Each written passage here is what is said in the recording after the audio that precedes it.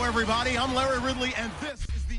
All right, Larry, thank you. We are in the Pacific Northwest as we get set for football at CenturyLink Field here in Seattle. Tonight, we've got a great Sunday night matchup between the Dallas Cowboys and the Seattle Seahawks. And they're going to start this drive in pretty good shape as they get it up past the 30.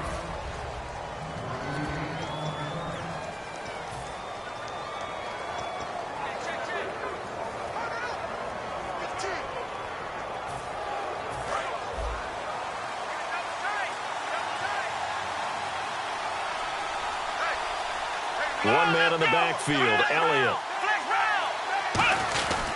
He'll get the football here. And takes this one across the 35 to the 36, a gain of about 4. Earl Thomas in on the stop.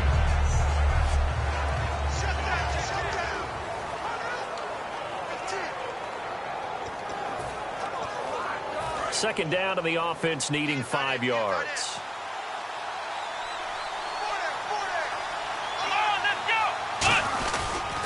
They go to Elliott again. And unable to get downhill there as he'll take this up to about the 37. Just a gain of a yard there, and now it'll be third down. The Seahawks, here's their defensive lineup. Michael Bennett is one of the best pass-rushing defensive linemen in the game. Normally plays defensive end, but when they go to those nickel packages and he works inside, look out, offensive guards. You've got a problem. And they'll look to avoid an early 3 and out here on 3rd and 4.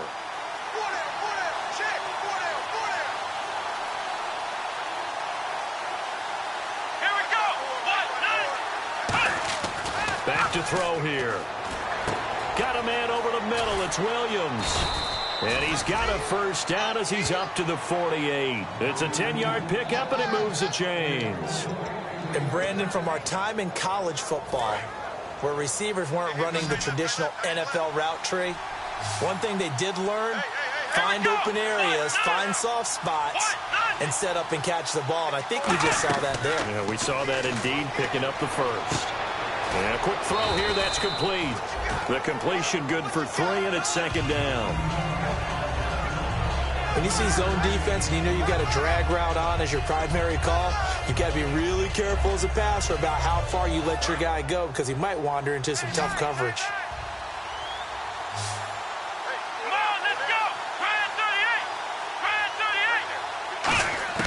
From the midfield stripe, they'll look to throw. Throw right side, complete to Williams. And he's brought down. 15 yards through the air and a first down. Everything about that play was beautiful. A great corner route where the receiver worked the defensive back inside and then broke back to the outside to the corner. But how about the throw by the quarterback? Anticipation on the break from inside to outside. He threw the football. As the receiver turned around, the ball greeted him. Oh, that was dangerous. Threw it into coverage, almost picked, but instead they'll keep it on second down.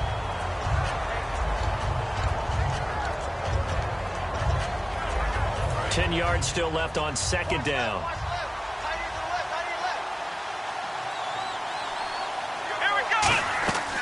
Again, he'll drop to throw. They'll set up the screen to Elliott.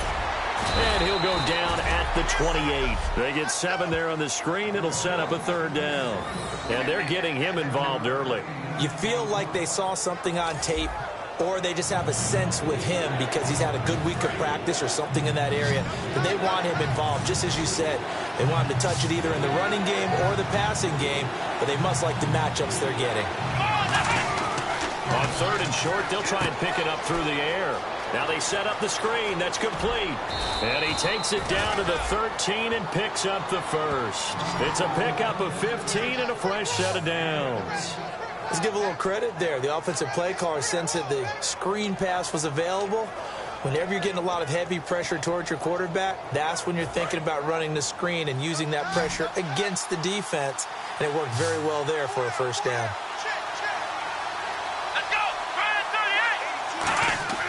Inside the red zone here, they'll look to throw. He's got it to Williams. And he's going to be brought down just shy of the 5 at the 6. 7 yards, the pickup on the pitch and catch.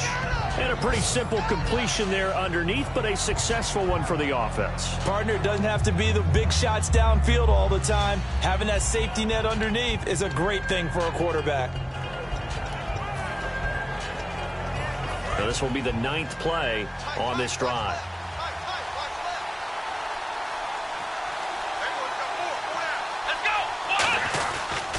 On second down, Elliott. He gets him a little bit closer. He takes it from the 6 inside the 5 to the 4. It's really simple to say that they know their identity, that they are a passing team. But one of the reasons that they're so successful, they know how to mix in the run and make sure that they keep the defense off balance and not able to just simply say, let's go get the quarterback and disrupt things.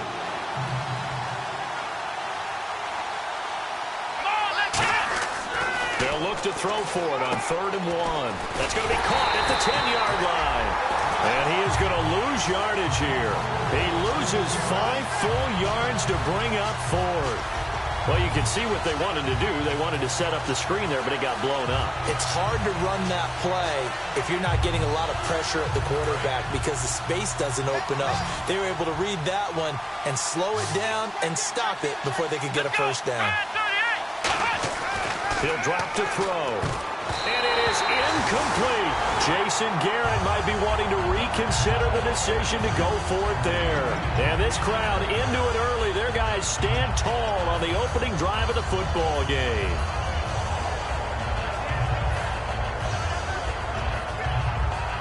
Very tough spot here for the offense to start.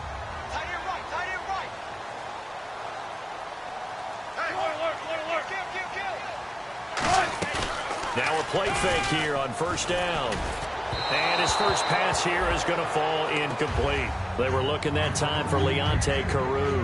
And that'll bring up second down. Offense still needing 10 yards. Second down.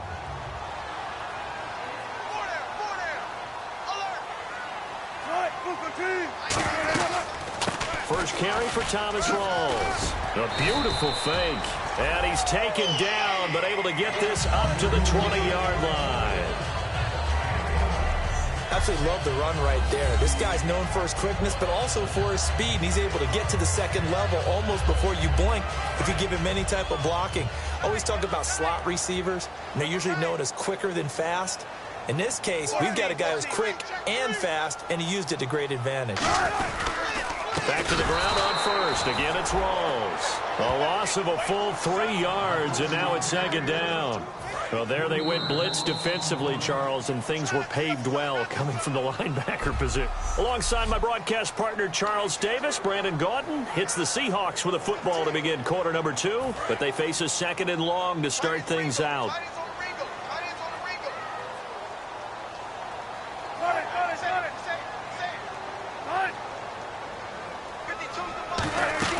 Now Wilson on second down. And he's just going to get rid of this thing to no one here. He throws it away, and now it's third. Well, not to get too overcritical there because he knows what he's doing, but his shoulders looked a little off kilter there when he threw that. I don't think you're being overly critical there. You're just analyzing it, and he gets those shoulders right. That pass will go from incomplete to complete. Third and long. It's Wilson going to Rawls on the dump off. And they'll bring him down here up at about the 22-yard line. It's a gain of 5, and that'll bring up fourth down. So on fourth down, as seen on TV, here's their resident strongman, John Ryan, on to punt.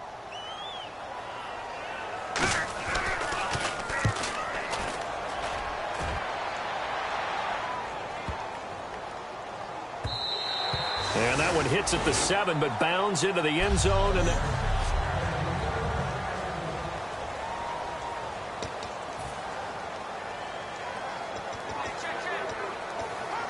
And now here come the Cowboys. And on the last drive, they were in field goal range. They just opted not to kick it, didn't get it. How does that change the mentality this go-around? I don't think it changes much for the head coach because this is what he preaches all the time. Attack at all times in any spot on the field, and he likes touchdowns, not field goals. Now, your field goal kicker, you got to make sure you nurse him through and say, okay, don't worry about it. When we need you, you got to be ready to go. And the team, of course, loves to see points on the board. So let's see if it changes a little bit if they're in the same spot again. Yeah, we'll see what the decision is here if they get to that spot. He'll try again with the arm here on second down. Deep drop. He's going to go up top again. And he bats it away, and it falls down incomplete. He was trying to get it to Ezekiel Elliott. Third down here. They decided to air it out a little bit on that play, take a shot downfield, but the coverage was really nice. Able to get a hand in and tip it away. A nickel look by Seattle on third down. Yep, 5 defensive backs now. Got a man, it's complete. Williams. Terrence Williams. The 20. Touchdown, Cowboys. Terrence Williams, an 80-yard touchdown. And the Cowboys are in for 6. And, Charles, I had an offensive coordinator tell me one time that they design every play to score. I don't know how true that is, but he had to run a long way after that catch. Heck of a play. I think that when he was telling you that, he was designing run after catch in every play. I mean, that's the only way to put it in there, and that's what we got on that one. Nice catch, an even better run for big yardage.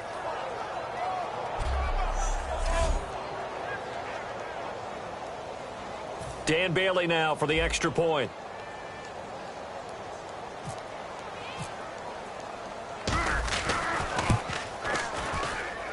And this is up and good to make it 7-0 Cowboys.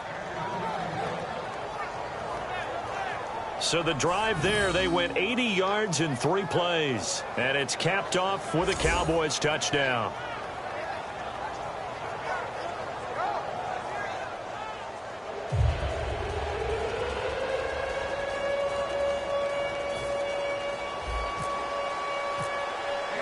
Bailey now to kick it away after the touchdown. This one taken from the 7. And he'll take it up past the 25 to the 26-yard line.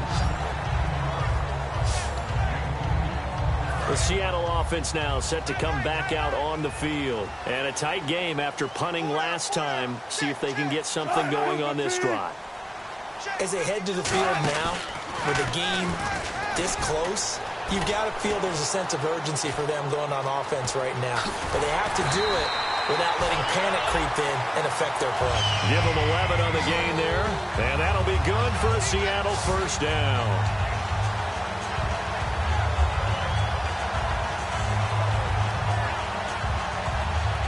So here we go, 1st and 10 now.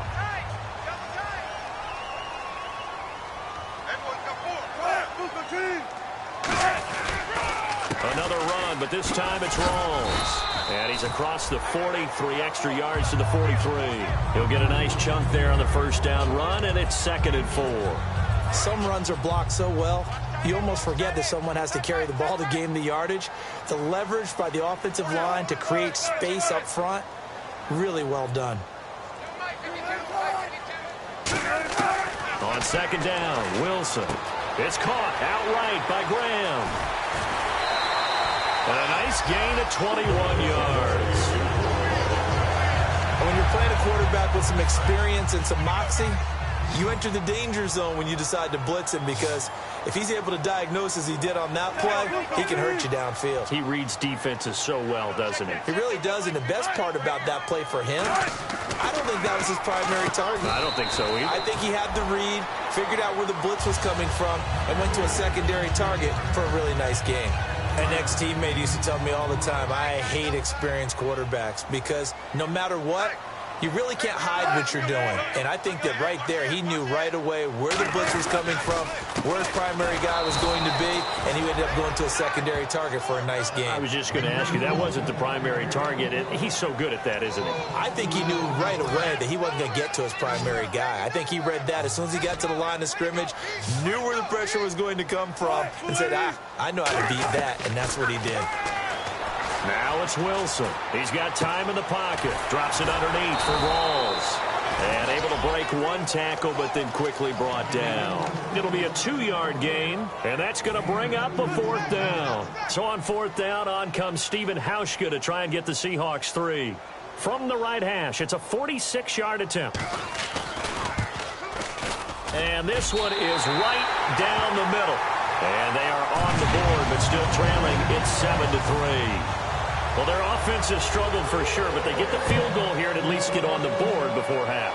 And that's not something we should underestimate, because just getting points on the board can sometimes have a settling effect on a team.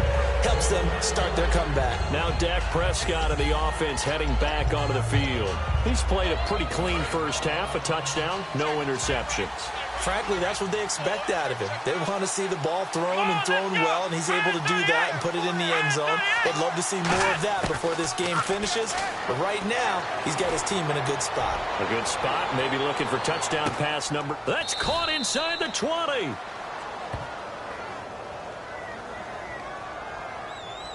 Holding offense. So oftentimes you see defensive holding. Here it's offensive holding for the flag.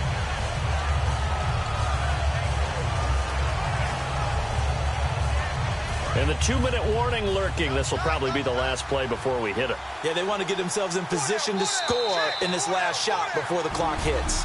2 minutes remain here in the first half. Back to CenturyLink Field after this. A reminder, coming up at halftime, Larry Ridley will join us from Orlando with our halftime report, but business to take care of before that. Oh, a ball batted in the air, and now it's intercepted. And he will take this one